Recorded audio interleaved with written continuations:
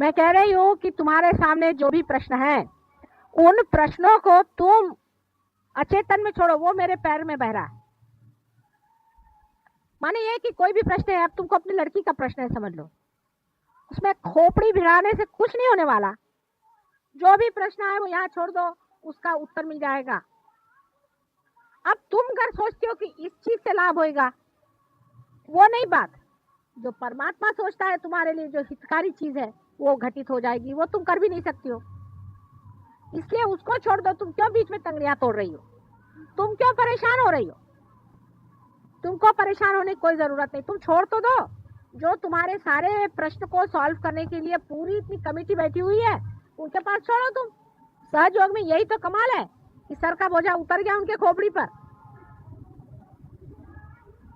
छोड़ के देखो, ऐसे कमाल होंगे, ऐसे कमाल होंगे कि बस।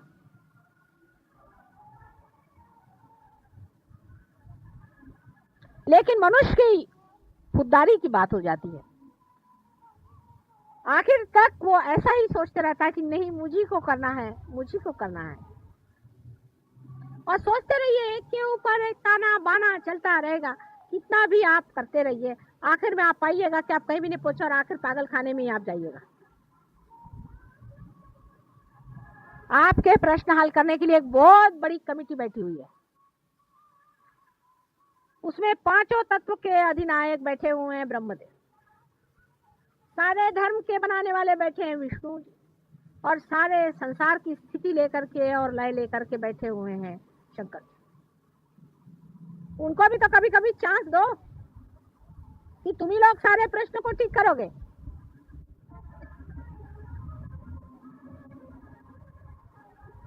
और जैसे ही आप निर्विचार में होना शुरू कर देंगे, आप देखिएगा आपके अंदर ये तीनों ही शक्तियां अपने आप बन जाएंगी, अपने आप सुलझ जाएंगी।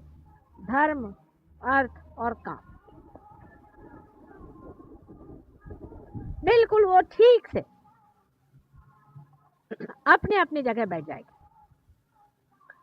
निर्विचारिता में रहने से आपके अंदर के जो प्रश्न हैं उसमें कॉस्मिक चेंज आता है। एक कोई अंदरूनी घटना घटित होती है, उसके सूत्र पे घटना होती है। जैसे एक आदमी समझ लीजिए शराब पी रहा है, मिसाल की तौर, वो मेरे पास आता है, माता जी ये शराब पीता है, इसको शराब छुड़ाओ। उसकी कुंडलिनी जागृत करते ही उसके अंदर की कॉस्मिक दशा ऐसी हो जाती है कि वो शराब पीता है तो उसको उल्टी होती है।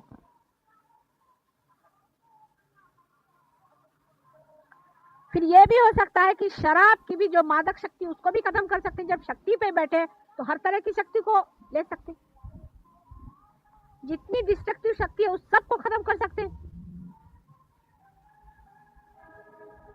लेकिन आप जो ये अपने छोटे से दिमाग से हर एक चीज को सुलझाने का प्रयत्न करते हैं, उसी में गड़बड़ हो जाता है।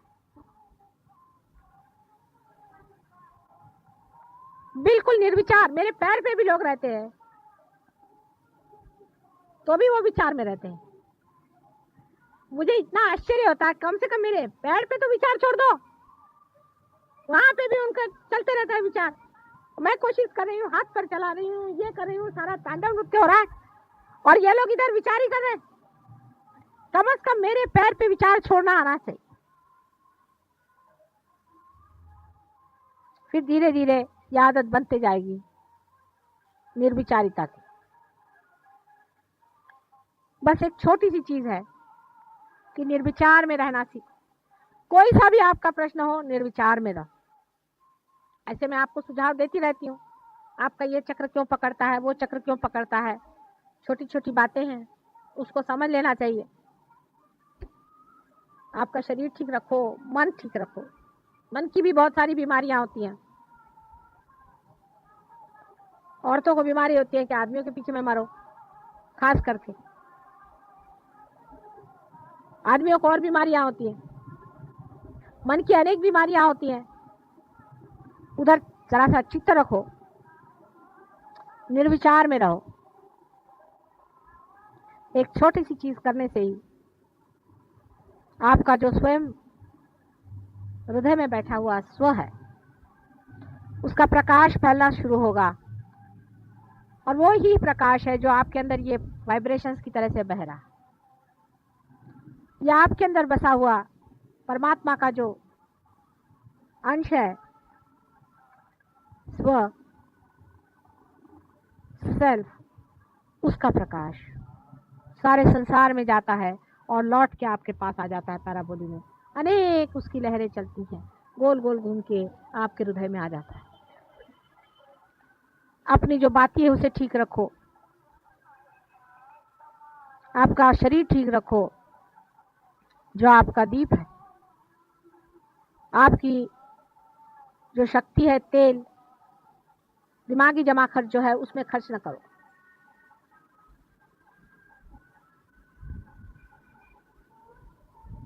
लौ को सीधे लगाओ, जो लौ के ऊपर का हिस्सा है उसको मां से चिपका लो, उसके पैर में बांध दो, सीधी की सीधी लौ निर्विचारता में निर्भीकता से जलती है।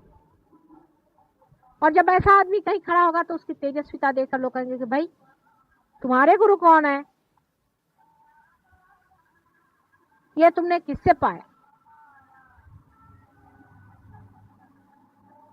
यही सहज योग के लिए आप लोगों को करना है, जहां तक हो सके निर्विचार रहें।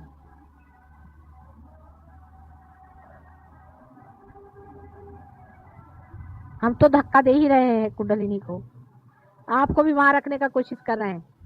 आप भी जरा कोशिश करें, कोई विचार नहीं आना है। और अपना माथा किसी के आगे मत झुकाना,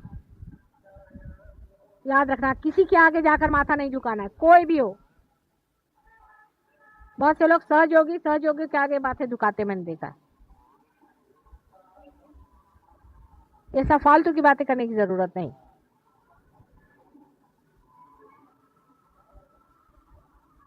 मूर्तियों में भी देख के जिसके वाइब्रेशंस ठीक हो, ठीक है। मूर्तियों से आप बहुत बड़ी मूर्तियां हैं, आप स्वयं एक मंदिर है, क्या वो मूर्ति थोड़ी आपके वाइब्रेशन जानती है? वो तो उसमें से वाइब्रेशन बस आ ही रहे हैं बस, और क्या हो रहा है। आप तो अपने हाथ भी चला सकते हैं, दूसरे को आप जागृति दे सकते हैं, किसी का चक्र खराब हो उसको आप ठीक कर सकते हैं। मूर्ति तो बैठी सिर्फ वाइब्रेशन छोड़ रही है।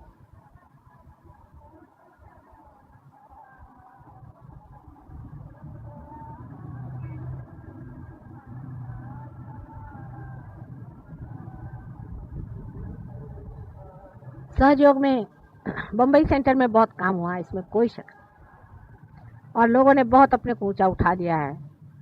और वैसे भी महाराष्ट्र में बहुत काम हुआ है। एक छोटे से गांव में, राहुरी में बहुत काम हुआ है।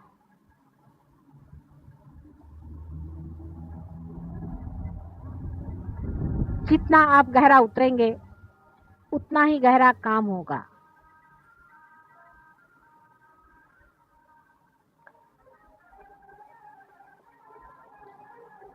अपने को बहुत ज्यादा लोग नहीं चाहिए, थोड़े ही लोगों से काम बन जाएगा, लेकिन जो भी हो वो पक्के हो।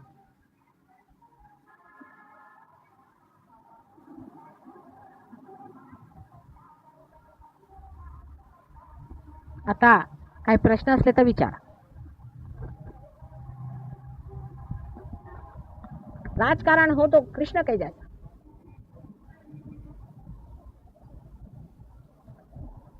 जिस राजकारण के कारण संसार का हित हो, वही राजकारण एक सहयोगी पे कराते हैं। यानी कैसे? मैं करती हूँ, आप लोगों को पता नहीं राजकारण।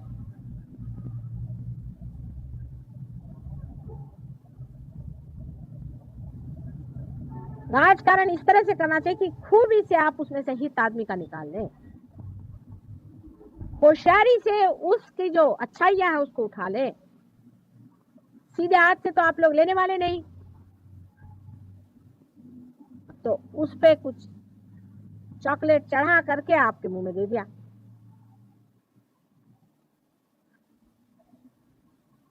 मुझसे बढ़ के कोई राजकारणी नहीं है, बच के रहो।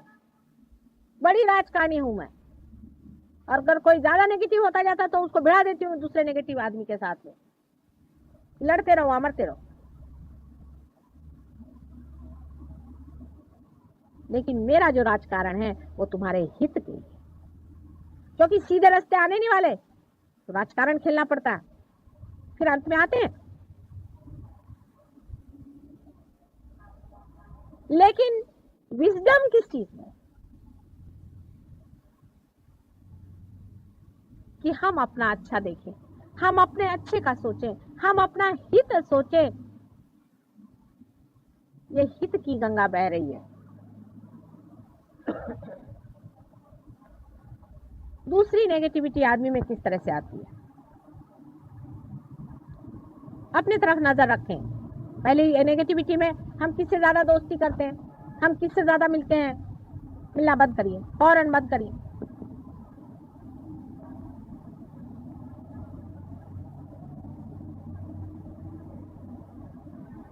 कोई अगर 50 साल से ऊपर के तो वो ग्रुप बना लेंगे। हर एक चीज ग्रुप बनाने के लिए इंसान को कुछ लगता ही नहीं है। क्या भगवान ने आपको कोई ग्रुप में पैदा किया है?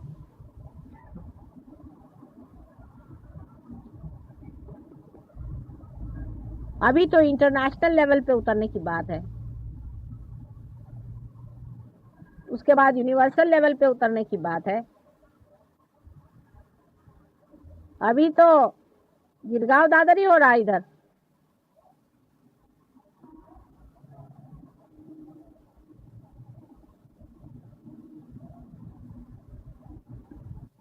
तो एक बड़ा भारी हम लोगों का जो दुश्मन है वो है राजकारण, जो हमारे अंदर बैठा हुआ एक दुश्मन है हमारा बहुत बड़ा। काम क्रोध मद मत्सर वगैरह तो वो तो बहुत साफ है, लेकिन ये चोरी छुपे बैठे हुए अपने अंदर मन में एक बड़े दुष्ट जीव है जिसका नाम है राजकारणी स्वभाव। तो अपने से कहना चाहिए, ओ मिस्टर राजकारणी जरा चुप रहिए, आप हमको मत पट्टी पढ़ाइए।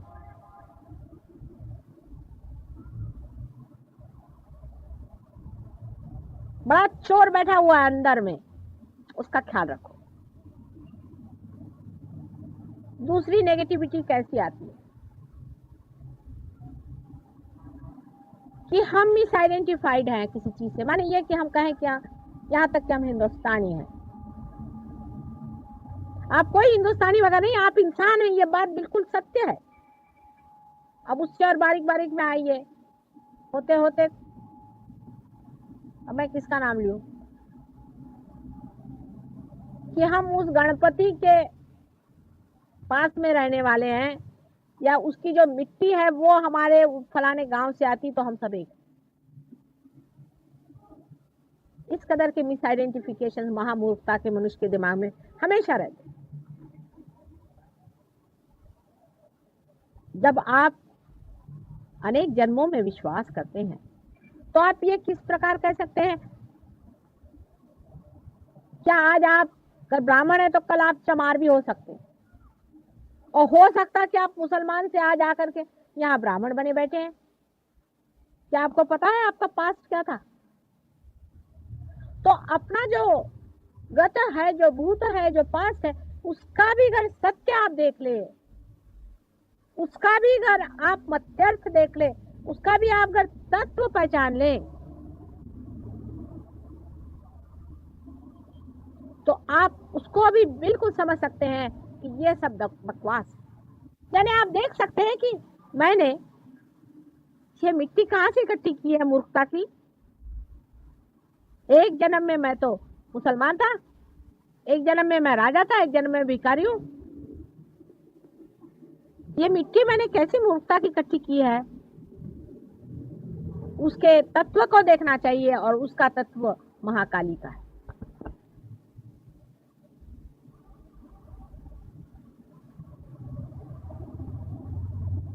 उसका तत्व महाकाली का है। अगर उसको आपने समझ लिया कि ये जो कुछ भी हमारा पास्ट है, ये हमारी बेवकूफी के कारण वहां जमा है। मैं इसकी लड़की, मैं शिवाजी महाराज की फलानी ढिकानी होगी। कौन शिवाजी महाराज, कहाँ है वो? आए मेरे सामने तो पूछे, वो कहाँ और आप कहाँ? वो आए तो घोड़े पे आएंगे।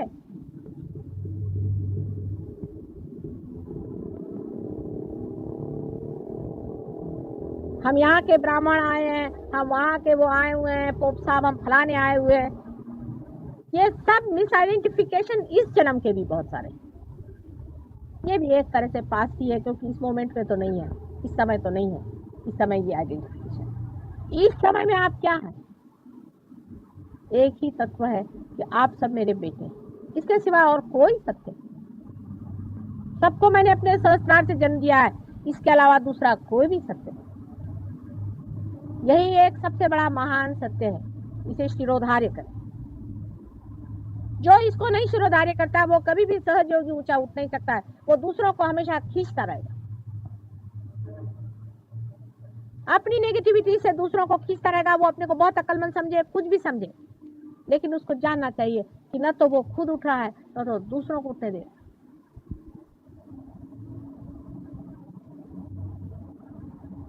आप सब एक ही माँ के बेटे हैं और सब यूनाइटेड है। इतना ही नहीं, एक ही शरीर के अंदर पनपने वाले आप महत्वपूर्ण चक्र है। ये आप जानते हैं कि नहीं जानते? विराट के अंदर अनेक छोटे छोटे सेल्स हैं, छोटे छोटे पेशियां हैं, उसमें से आप जागृत पेशियां हैं। आप जागृत हैं। आप में से कोई वो पेशियां हैं जो हृदय में है, कुछ है जो ब्रेन में है, कुछ है वो उसके लंग्स में है, कुछ है वो उसके पेट में है। जो जो जागृत ऑटोनॉमस काम है उसके अंदर की पेशियां आप लोग,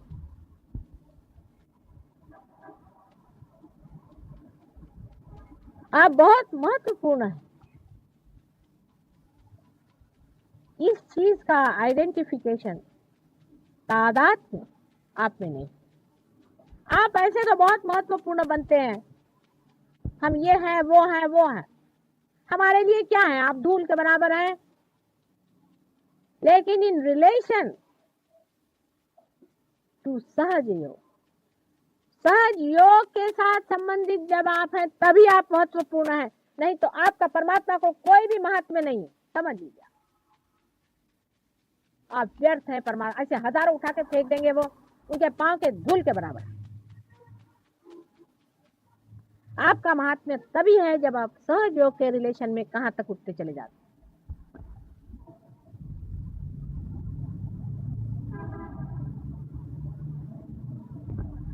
हिंदुस्तानी आदमी के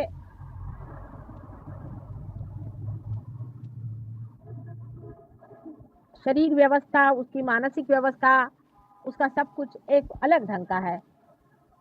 चीनियों का अलग ढंग का है, अंग्रेजों का अलग ढंग का है। सबने अपना अपना बना लिया है मटका। लिंबूच्या सगळ्यांच्या डोक्यात पण तरी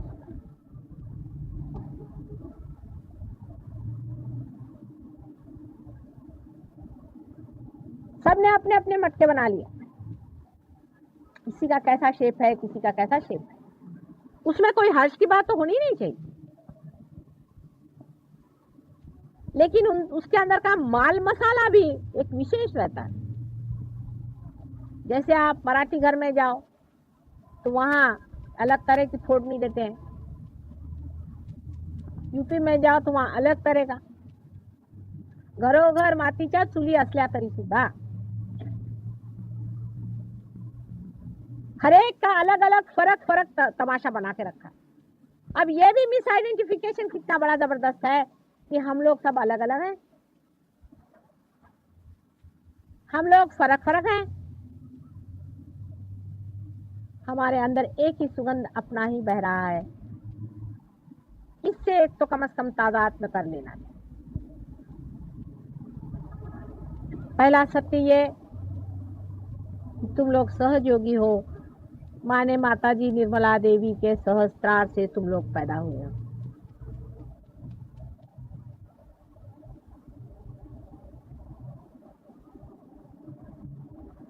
और दूसरा सत्य ये कि तुम सत्य से ही तादाद में कर सकते हो, असत्य से नहीं। जैसे ही तुमने क्या, तुम्हारे वाइब्रेशंस बंद हो जाएंगे। अगर तुम मुझे भी कहो कि माँ तुम ये करती हो तो अच्छा भाई करते हैं, क्योंकि हम ही जब सब करते हैं तो ये भी करते हैं, उसकी भी रिस्पॉन्सिबिलिटी हमें लेनी चाहिए। पर तुमने भी तो कोई खराबी की है अपनी। हम जो बात कह रहे हैं उस तरह से चलो तो सब ठीक होने वाला है। इसलिए जितनी भी इस तरह की गलत धारणाएं हैं उसको बैठ करके लिख करके कि मेरे खोपड़ी में ये आया हुआ है फलानी जगह से, क्योंकि मेरी माँ ने ये पढ़ाया था, क्योंकि मुझे स्कूल में पढ़ाया गया, फिर मेरे देश में ऐसा पढ़ाया गया, ये सब गलत बातें मुझे निकाल देंगी।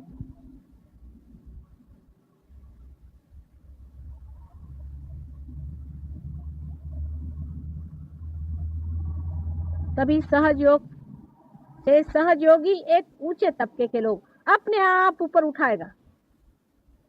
जैसे चलनी आप घुमाइए तो चलनी में ऐसे लोग ऊपर आ जाए और बाकी सब नीचे।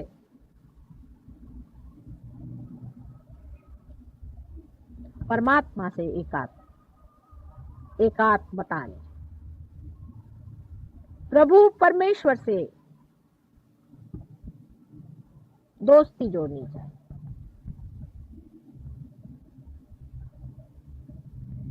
उसके सर्वशक्तिमान स्वरूप में एकाकार होना चाहिए।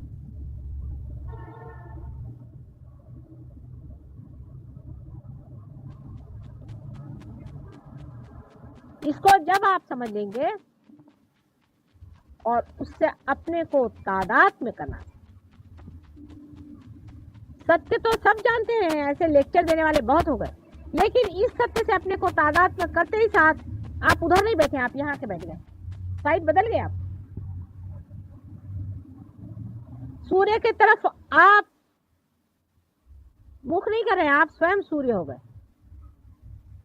अभी आपने सिर्फ सूर्य की तरफ मुख किया है, फिर आप स्वयं सूर्य हो जाएंगे। अपनी क्षुद्रता को देखते जाओ, अपने छिद्रों को नापते जाओ। मैं तुम सबको सूर्य बनाना चाहती, इसके सिवाय और मैं कुछ नहीं चाहती।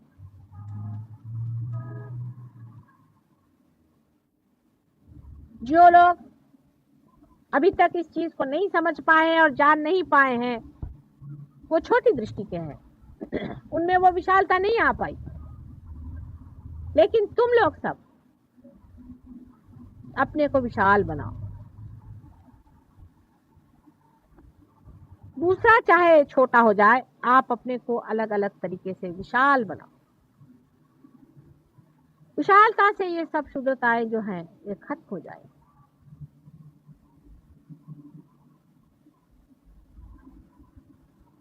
अपने और दृष्टि करते वक्त अपने अंदर के दोष देखने पर अपने को कोई कंडेम करने की जरूरत नहीं है, अपने को बुरा मानने की जरूरत नहीं है, क्योंकि वो भी एक तरीका भागने का है। ये बड़ा भारी अपने से भागने का तरीका बनाया मनुष्य ने, ये मैं समझ गई। अब उसका ऐसा तरीका है कि उसने ऐसा कह दिया कि साहब हाँ मैं तो हूं ही खराब, माता जी मैं बहुत खराब आदमी हूं, बस ये तो बेशरम हो गया।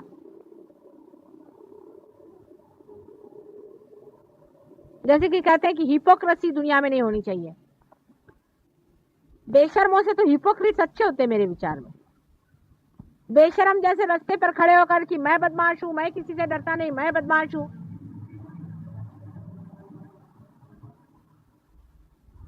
तो सभी बेशरम हो गए उसके साथ में। इससे बेशर्मी बढ़ेगी, हिपोक्रेसी से कम बढ़ेगा नहीं मामला। बीच का रास्ता है। अपने दोषों को देखो और जैसे बदन में कलंक लगा है उसको पोंछ दो। उसका बखान भी करने की मेरे पास कोई जरूरत नहीं। ये तुम्हारा, तुम्हारे अंदर, तुम्हारे साथ तुम्हारा मामला है। तुम अपने को ठीक कर लो, ये तुम्हारा अपना प्राइवेट मामला है।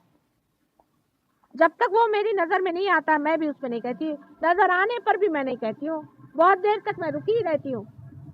हाँ, लेकिन जब वो बहुत ही मारक हो जाता है, जब उसे सहयोगी पे हाथ आने लग जाता है, दूसरों में नुकसान होने लगता है, तब मैं किसी को कहती भाई देखो तुम ऐसा नहीं करो।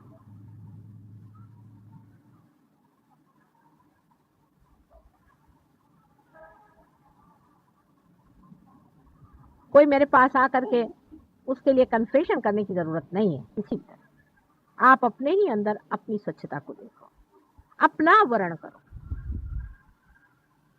अपना स्वागत करो, अपनी इज्जत करो, अपनी प्रतिष्ठा बढ़ाओ, अपने को ऊंचा उठाओ,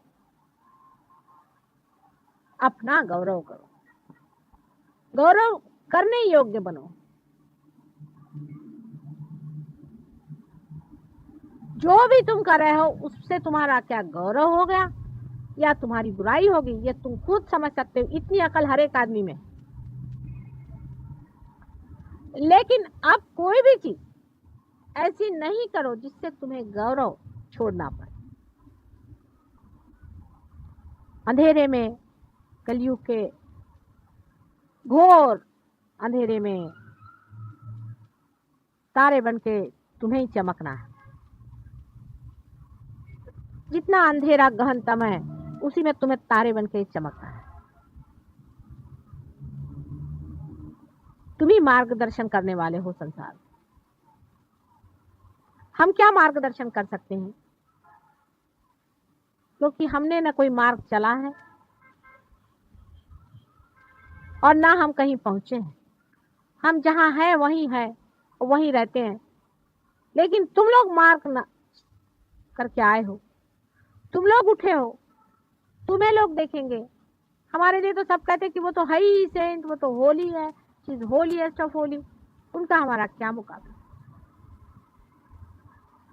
तुम्हारे ही तारे जगाने के हैं। अपनी क्षुद्रताओं को कम करो। एक दूसरे सहयोगियों को क्रिटिसाइज मत करो।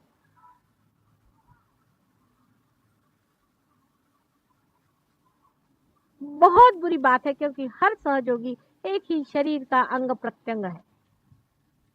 इससे महामूर्खता क्या होगी कि कोई इस हाथ से इस हाथ की उंगलियां काट रहा है।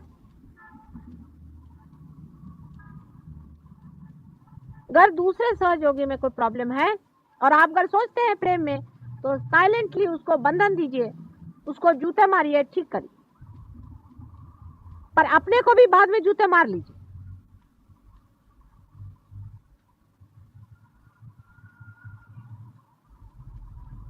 हालांकि ये जरूर बात है कि जो आप लोग